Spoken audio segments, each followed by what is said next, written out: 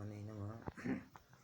गीता का योग। गीता में योग शब्द के बड़े विचित्र विचित्र अर्थ हैं।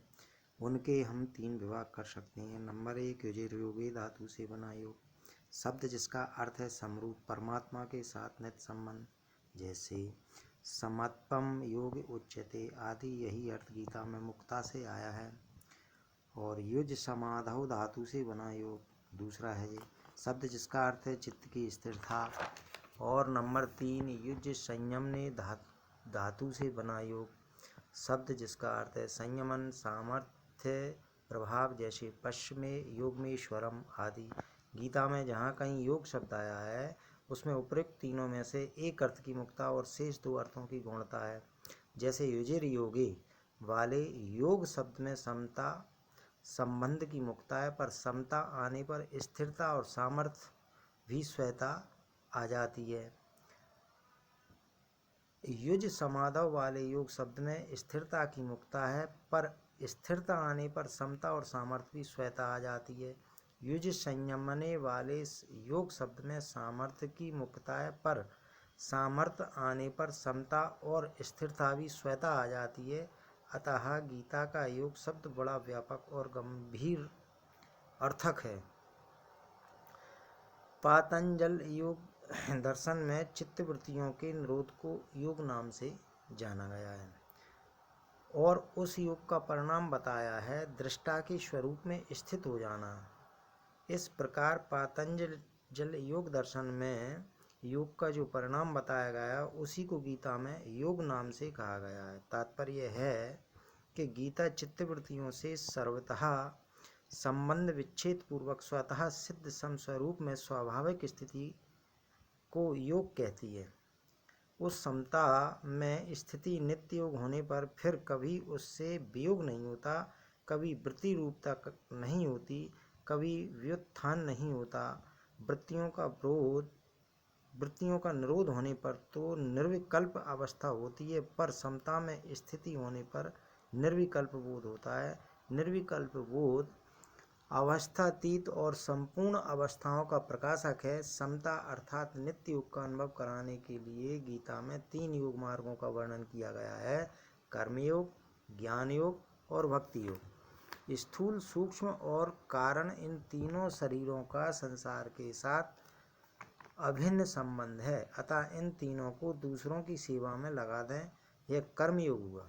स्वयं इनसे असंग होकर अपने स्वरूप में स्थित हो जाएं, यह ज्ञान योग हुआ। और स्वयं भगवान के लिए समर्पित हो जाएं, यह भक्ति योग हुआ।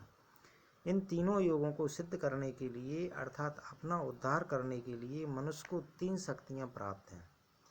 पहली शक्ति है करने की शक्ति यानी बल, और दूसरी जानने की शक्ति है ज्ञान, और तीसरी मानने की शक्ति है यानी विश्वास। बल, ज्ञान, विश्वास। करने की शक्ति निस्वार्थ भाव से संसार की सेवा करने के लिए जो कर्मयोग है।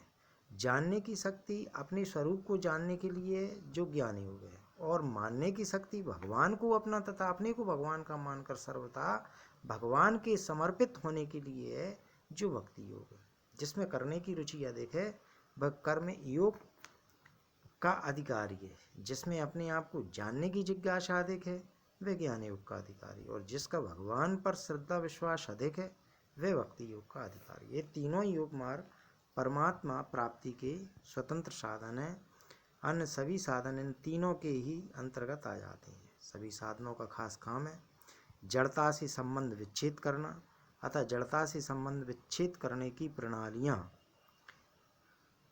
साधनों में तो फर्क रहता है, पर जड़ता से संबंध विच्छेद होने पर सभी साधन एक हो जाते हैं, अर्थात अंत में सभी साधनों से एक ही समरूप परमात्म तत्व की प्राप्ति होती है। इस स्वरूप परमात्म तत्व की प्राप्ति ही गीता ने योग नाम से कहा है और इसी को नित्य योग कहते हैं। गीता में केवल कर्म योग का, केवल ज्ञान योग का अथवा केवल भक्ति योग का ही वर्णन हुआ हो ऐसी बात नहीं है।